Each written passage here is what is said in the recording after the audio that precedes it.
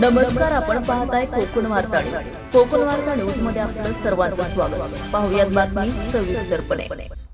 खरेदी केलेल्या जागेच्या 7-12 उतार्यावर नाव लावण्यासाठी 10,000 रुपयांची लाच स्वीकारताना रत्नागिरी तालुक्यातील चाफे सज्जाच्या तलाठ्याला लाचलुचपत प्रतिबंधक विभागाने एसीबी रंगेहात पकडला आहे. ही कारवाई 1 जानेवारी 2026 रोजी चाफे येथील तलाठी कार्यालयात करण्यात आली आहे. मौजे आगर नरळ तालुका जिल्हा रत्नागिरी येथे 10 गुंठे बिनशेती जागा खरेदी केली होती. या खरेदी केलेल्या मिळकतीचा फेरफार होऊन 7-12 उतार्यावर नाव दाखल करण्यासाठी त्यांनी 9 ऑक्टोबर 2025 रोजी चाफे येथील तलाठी कार्यालयात अर्ज केला होता.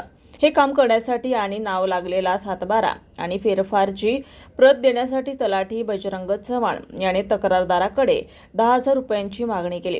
याबाबत तक्रारदाराने 31 डिसेंबर 2025 रोजी लाचलुचपत प्रतिबंधक विभागाकडे तक्रार दाखल केली.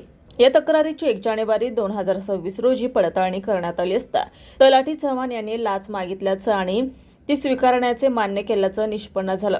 त्यानंतर एबीसीच्या पथकाने चाफे येथील कार्यालयात सापळा रचला. यावेळी तक्रारदाराकडून 10,000 रुपयांची लाच रक्कम पंचासमक्ष स्वीकारताना तलाठी बजरंग चव्हाण याला रंगेहात पकडण्यात आलं.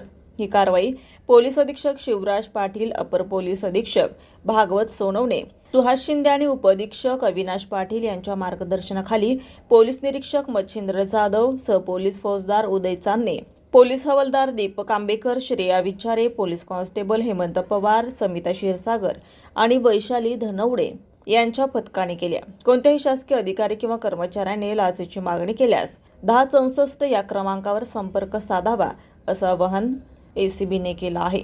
रियाज ठाकूर, कोकण वार्ता न्यूज, रत्नागिरी. ताज्या बातम्या आणि नवनवीन घडामोडी पाहण्यासाठी आजच आमच्या कोकण वार्ता न्यूज चॅनलला लाईक करा, सबस्क्राईब करा आणि बेल आयकॉन प्रेस करा आणि पाहत रहा कोकण वार्ता न्यूज.